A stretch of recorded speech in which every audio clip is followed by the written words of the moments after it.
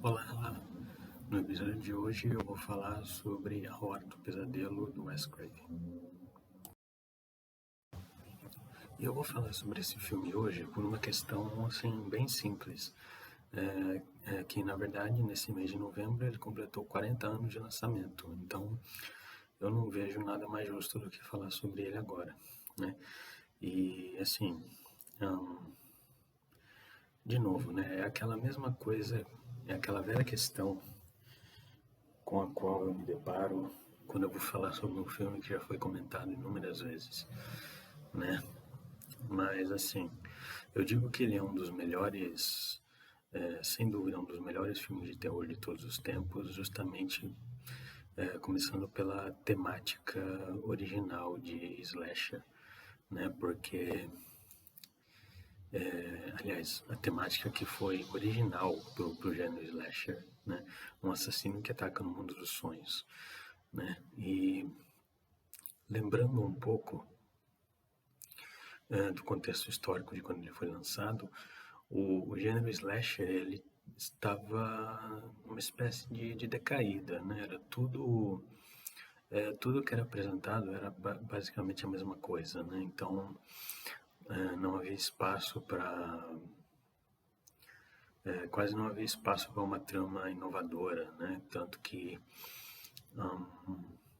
nessa época, 1984, a gente estava o cinema estava lidando com as continuações do Sexta-feira 13, que ajudaram a meio que ajudaram a impulsionar o slasher, mas em questão de filmes originais, a qualidade não era muito boa.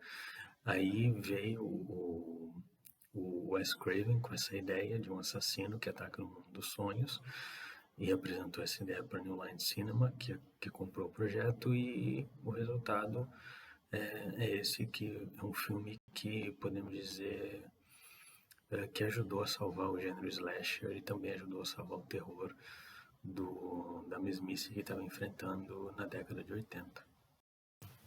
E ele é um filme muito bom, né? Até hoje é um filme muito bom, não, é um filme excelente, né? Até hoje ele consegue prender a atenção do espectador, consegue assustar, consegue, de certa forma, ser inovador, né? Graças às técnicas de direção do Wes Craven e também ao roteiro do próprio Wes Craven, que é um roteiro bem, é um roteiro bem original, né? E as técnicas de direção que ele usou foram bem criativas também, né? Um, o elenco, a trilha sonora, né? E claro, a figura do Freddy Krueger, que se transformou em um dos maiores vilões da cultura pop, né? Então, de novo, eu não sei o que posso dizer sobre esse filme que já não foi dito por outras pessoas, né? Então, eu só vou dizer aqui que é um filme excelente que merece ser visto pelo menos uma vez por ano, né? É uma coisa que eu faço. Eu tenho o costume de todo ano assistir não apenas ao primeiro filme, mas a toda a franquia. Então, é,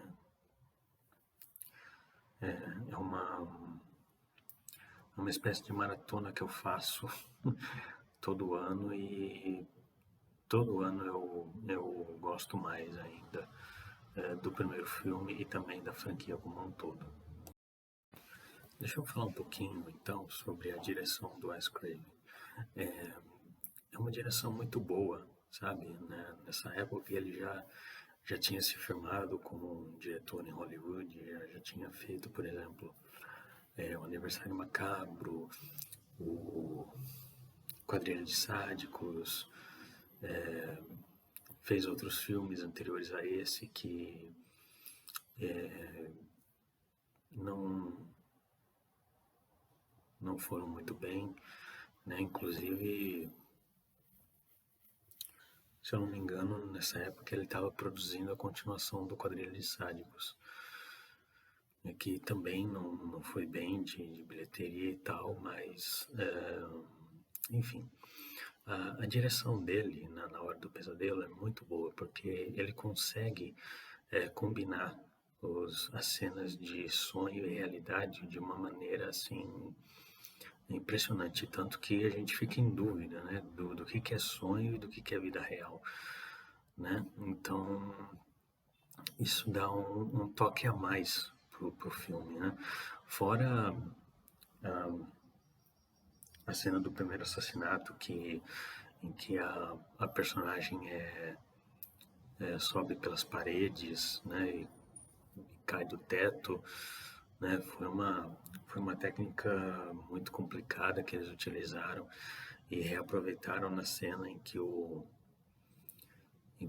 Johnny Depp ele é engolido pela cama, né? E surge aquele vulcão de sangue, né? Então é uma direção muito boa e o roteiro também é muito criativo porque deu para ver ali que o Wes Craven ele fez uso de muita coisa criativa mesmo para poder contar a história, né? E claro, essa temática do assassino que ataca no mundo dos sonhos é uma coisa que até o momento estúdio nenhum tinha visto, ninguém tinha visto, né? Então foi mais um ponto positivo para o filme que o ajudou a tornar esse clássico que ele é hoje. E claro, tem que falar desse filme e falar do Freddy Krueger, que se transformou em um dos maiores vilões da cultura pop, né? E aqui o Wes Craven ele faz uma coisa que eu acho muito legal, que ele por boa parte do tempo mantém o Fred escondido nas sombras, sabe?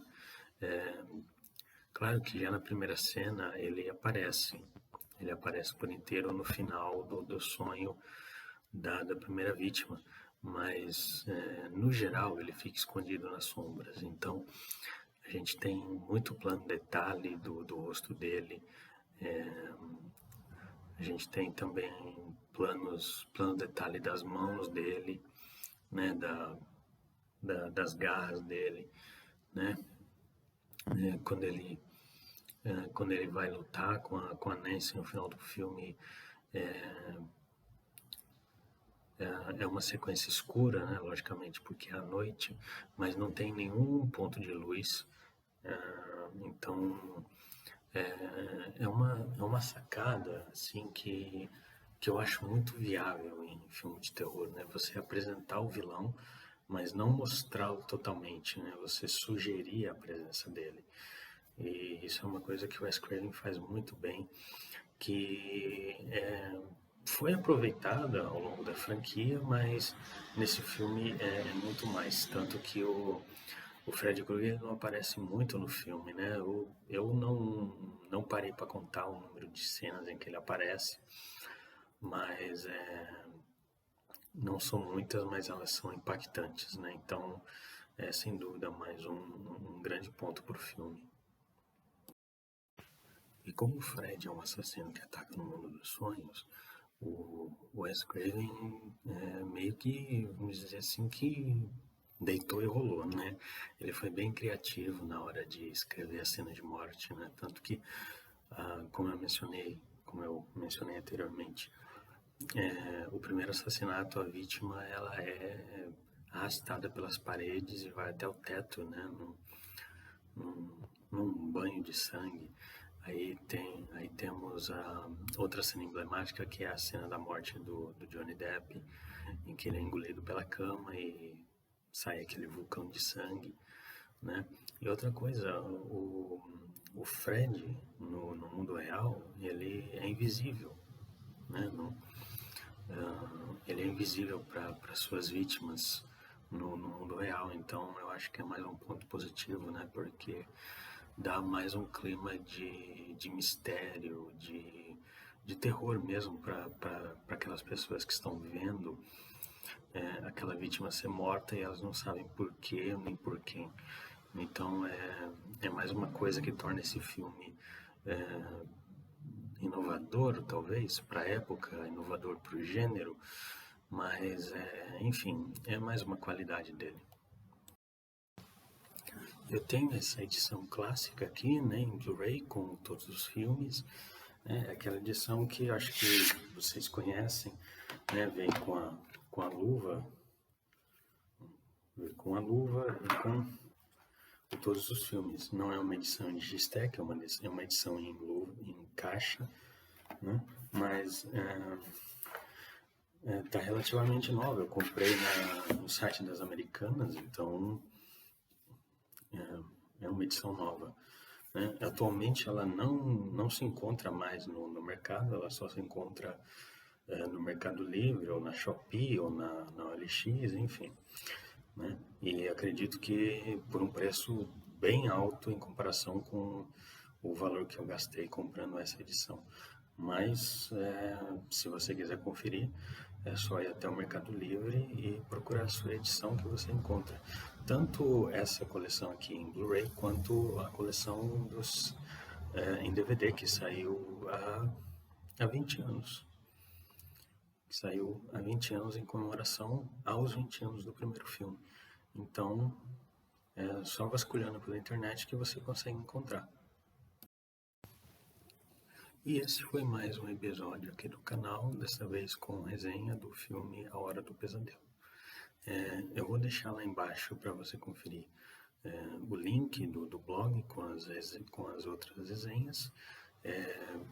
Vou deixar também